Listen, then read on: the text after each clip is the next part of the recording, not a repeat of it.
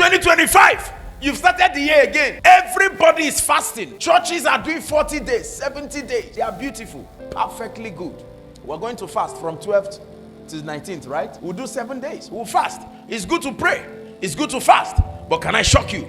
The place of planning cannot be taken over by prayer. I know that sometimes people plan and it fails. Am I right? The only plan that fails are plans, not effective ones. So there's a difference between planning and making an effective planning. When you just plan, your plan may fail or succeed. But when you effectively plan, it cannot fail. There is no effective plan that fails. Write it down. There is no effective plan.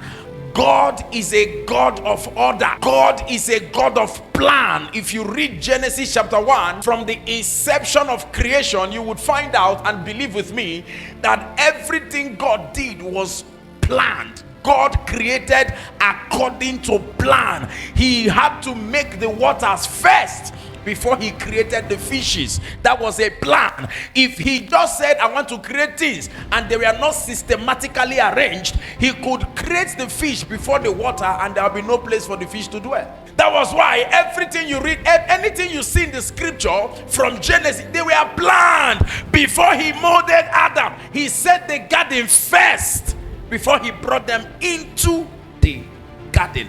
The reason you are under pressure is because you don't plan. Anybody you see that is under pressure, there is no plan around him. I believe in faith, but I believe more planning yourself. When you see someone who wakes up and the house rent is on his neck, the landlord is calling you, you are dodging his call, you are dodging his presence. The only reason that is happening is because you did not do what? I can't hear. You did not do what? You didn't plan well. Somebody say plan well. I can't hear. Say plan well. Say it again. Say plan well. So planning has to start from the beginning. Man of God, are you aware that there are several things we have done by faith and they never work? So many things. As a matter of fact, I have done more wrong things that didn't work than the ones that work. What people celebrate is the success they see. They don't celebrate the trials we tried that did not work. So when we tried and we didn't work, we had to re-strategize to give you the result you see. So when you see a result, don't clap for result. What is processed is the plan that was changed.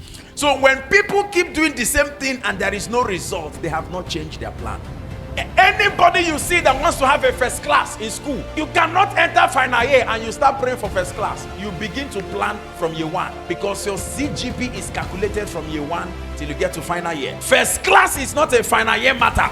If you will graduate with first class, you will know by your year one. You will plan it, you will arrange it, and you will work towards it from year one. Am I communicating? So what we came to do today is to check those things that didn't work last year, re-strategize, and make them work this year. If you fail an exam, you have to resit for the exam. Am I right? So it means that the one you sat before, you didn't sit well. So when you are resitting, you sit well, so you can understand what you are doing. So 2025 is not a year that we should just jump into anyhow without planning our life. I know you have faith, but you have to join your faith with your plan. Look at your neighbor. Ask your neighbor, what's your plan? Ask another person, what's your plan? What's your plan?